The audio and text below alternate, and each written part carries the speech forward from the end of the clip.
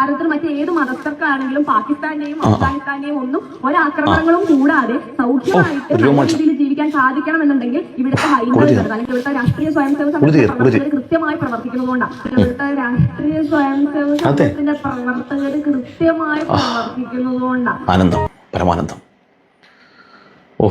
പൊന്നുമോളെ, വല്ലാത്ത സന്തോഷം നിന്റെ വർത്താനം കേട്ടപ്പോളെ. RSS രാജ്യത്തുള്ളത് കൊണ്ട് തന്നെയാണ് ഇന്ത്യ മഹാരാജ്യത്തുള്ള എല്ലാ മതവിഭാഗങ്ങൾക്കും നിർഭയത്വത്തോടുകൂടി സന്തോഷത്തോടുകൂടി സമാധാനത്തോടു കൂടി ജീവിക്കാൻ കഴിയുന്നത്. പാകിസ്ഥാനിൽ നിന്നും അഫ്ഗാനിസ്ഥാനിൽ നിന്നൊക്കെ നിർഭയമായി നമുക്ക് ജീവിക്കാൻ കഴിയുന്നത് എന്ന് കേൾക്കുമ്പോൾ മോളെ, ഇതിൻ്റെ രോമം ഇങ്ങനെ എണീറ്റിട്ട് പഞ്ചായത്ത് ഗ്രൗണ്ടിൽ 2 റൗണ്ട് ഓടിയിട്ടത് ഇപ്പോൾ വിശ്രമിക്കുകയാണ്. കണ്ടതേ രോമമൊക്കെ പൊങ്ങി കേൾക്കുമ്പോൾ വല്ലാത്തൊരു ആത്മഹർഷം ഇങ്ങനെ തോന്നുകയാണ്. അഭിമാനമാണ്, അഭിമാനം.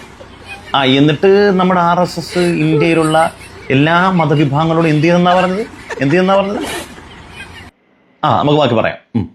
2000-ഓളം ആളുകളെ കൊന്നുതള്ളിയ ഗുജറാത്ത് കലാപത്തിന്റെ ചരിത്രം, ബിൽക്കിസ് ബാനു എന്ന സ്ത്രീയെ കുടുംബാംഗങ്ങൾക്ക് മുന്നിലിട്ട് മാറി മാറി പീഡിപ്പിച്ച ചരിത്രം, ഹിമ കൗസർ എന്ന ഗർഭിണിയെ പീഡിപ്പിച്ച ഗർഭസ്ഥ ശിശുവിന്റെ ഭ്രൂണം ശൂലത്തിൽ കുത്തിയെടുത്ത് അവളുടെ ശരീരത്തോടൊപ്പം തീവച്ച ചരിത്രം, എൻക്വയറി കമ്മീഷന് മുന്നിൽ ഹാജരായ ഹാരേൻ പാണ്ഡ്യ എന്ന ആഭ്യന്തരമന്ത്രി പോലും കൊല്ലപ്പെട്ട ചരിത്രം. ഈ നാടിന് ഇതൊന്നും ഓർക്കാൻ ഒരു ചിത്രത്തിന്റെയും ആവശ്യമില്ലെന്ന് ആവർത്തിച്ച് ഓർമ്മിപ്പിക്കട്ടെ.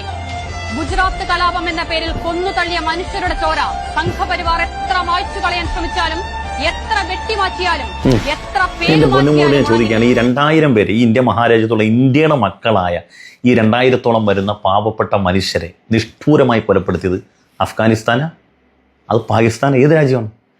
ഈ രാജ്യത്തിൻ്റെ അകത്തുള്ള, ഈ രാജ്യത്ത് ദേശസ്നേഹം പറഞ്ഞ് രാവും പകലും ഊണിനും ഉറക്കത്തിലും ദേശസ്നേഹം, കപട ദേശസ്നേഹം പറയുന്നവർ കൊന്നൊടുക്കിയ മനുഷ്യരാണ്. അത് വേറെ രാജ്യത്തൊന്നും പുറത്തുനിന്ന് വന്ന് ആക്രമിച്ചല്ല. അതുകൊണ്ട് മോളെ, സ്വയം ആരും കേൾക്കാതെ ഇരുട്ടത്തിരുന്ന് ഇത് പറഞ്ഞിട്ടിങ്ങനെ ഉൾപ്പുളകം കൊള്ളണം, പുറത്തങ്ങും പറയരുത്, നാണം കെട്ട് നാറിപ്പോ. അതുകൊണ്ട് പറഞ്ഞാൽ ഇനി നമുക്ക് തമാശയൊക്കെ ഗൗരവപരമായിട്ടൊരു കാര്യം ചിന്തിക്കാം. സ്വതന്ത്രാനന്ദ ഇന്ത്യയിൽ, ഇനി വേണ്ട ഭാരതത്തിൽ, ഭാരതം സ്വാതന്ത്ര്യം നേടുന്നതിന് മുമ്പോ നേടിയതിന് ശേഷമോ ഇന്ത്യക്ക് ഉപയുക്തമാകുന്ന രൂപത്തിൽ ഈ മഹത്തായ ഇന്ത്യയെ കെട്ടിപ്പടുക്കുന്നതിൽ RSSന്റെ ഒരാളുടെ പങ്കെങ്കിലും നിങ്ങൾ കാണിച്ചു തരാൻ കഴിയും. ഇപ്പം മഹാത്മാഗാന്ധിജി ആണെങ്കിലും അബുൽ കലാം ആസാദ് ആണെങ്കിലും നെഹ്റു ആണെങ്കിലും അവരുടെ പങ്കാളിത്തവും അവരുടെ വിശിഷ്ടമായ സേവനങ്ങളും 1000 പറയാനുണ്ടാവും. ഒരു സംഘപരിവാറുകാരൻ്റെ, ഈ രാജ്യം ഈ പുരോഗതി പ്രാപിക്കാൻ വേണ്ടി പിന്നണിയിൽ പ്രവർത്തിച്ച ഒരു സംഘപരിവാറുകാരൻ്റെ പേരെന്ന് പറയാം. ഞാൻ അവർക്ക് സമ്മാനം തരാം. അതുകൊണ്ടാണ് പറഞ്ഞത്. ആരാണോ പറയുന്നത് അവർക്ക് ഞാൻ അവരുടെ അഡ്രസ്സിലേക്ക് സമ്മാനം അയച്ചു തരാം. പട്ടേലിൻ്റെ പേരൊന്നും പറയില്ല, പട്ടേൽ RSS നിരോധിക്കാൻ വേണ്ടിയാണ് നാളാണ്. പട്ടേലിൻ്റെ പേരൊന്നും പറയരുത്.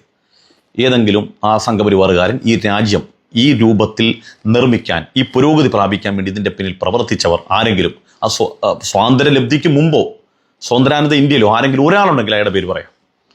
ഇനി അതൊക്കെ പോട്ടെ. ഇപ്പം നിലവിൽ സംഘപരിവാർ ഈ രാജ്യത്തിൻ്റെ പുരോഗതിക്ക് വേണ്ടി ചെയ്യുന്ന എന്താണ്? ഒരു ഉദാഹരണം ഞാൻ കാണിച്ചു തരാം. സ്ത്രീകൾക്ക് നേരെയുണ്ടായ ആക്രമണത്തിന് പിന്നാലെ ഛത്തീസ്ഗഡിൽ വീണ്ടും ബജ്രംഗ് ദൾ ആക്രമണം. റായ്പൂരിൽ ക്രിസ്ത്യൻ പ്രാർത്ഥനാ കൂട്ടായ്മയ്ക്കിടെ ബജ്രംഗ് ദൾ പ്രവർത്തകർ ബഹളം വെക്കുകയായിരുന്നു. പ്രാർത്ഥനയ്ക്കെത്തിയവരെ മർദ്ദിച്ചതായി പാസ്റ്റർ പറഞ്ഞു. അതിനെ പോലെ നമ്മളെല്ലാം ഇന്ത്യക്കാരാണല്ലോ. ഇന്ത്യക്ക് ഒരു ഭരണഘടന ഉണ്ടല്ലോ. ഭരണഘടന മതസ്വാതന്ത്ര്യം അനുവദിച്ചു തരുന്നുണ്ടല്ലോ. ഇവിടെ ഏതൊരാൾക്കും ഏതൊരു മതം വിശ്വസിക്കാനും അത് പ്രചരിപ്പിക്കാനും അവകാശമുണ്ടല്ലോ. ഇതേ രാജ്യത്ത് തന്നെയല്ലേ ക്രൈസ്തവ ദേവാലയങ്ങൾ വടക്കേന്ത്യയിൽ തച്ചു തകർക്കുന്നത്, അവരുടെ പ്രാർത്ഥനാവേളകൾ ആരാധനാലയങ്ങളിലേക്ക് ഇരച്ചു കയറുന്നത്? ഇത് അഫ്ഗാനികൾ ഇവിടെ വന്ന് ഞൊഴിഞ്ഞു കയറിയിട്ടാണോ, അതല്ല RSS പ്രവർത്തകരാണോ? ഞാൻ നേരത്തെ വീഡിയോ നിങ്ങൾക്ക് മുമ്പിൽ സബ്മിറ്റ് ചെയ്തല്ലോ. അവരാക്രമിച്ചതും ഈ സമീപകാലത്ത് ജാർഖണ്ഡിൽ 2 കന്യാസ്ത്രീ, മലയാളികളായ കന്യാസ്ത്രീകൾ ജയിലടച്ചതൊക്കെ ആരാണ്? അവിടെ ഭരിക്കുന്നതാരാണ്? അവരെ പൊതുമധ്യത്തിൽ ആക്രമിച്ചതാരാണ്? കൂക്കുവിളിച്ചതാരാണ്? ഇതെല്ലാം ഈ രാജ്യത്ത് ആരാണ് നിറവേറ്റിക്കൊണ്ടിരിക്കുന്നത്? പിന്നെ ഈ രാജ്യത്തുള്ള പൗരന്മാർക്ക്, എല്ലാ മതത്തിൽപ്പെട്ട പൗരന്മാർക്കും അഫ്ഗാനിൽ നിന്നും പാകിസ്ഥാനിൽ നിന്നും നിർഭയത്വം നൽകിയെന്ന് പറയുന്നത് സത്യത്തിൽ ഒരു തമാശയല്ലേ?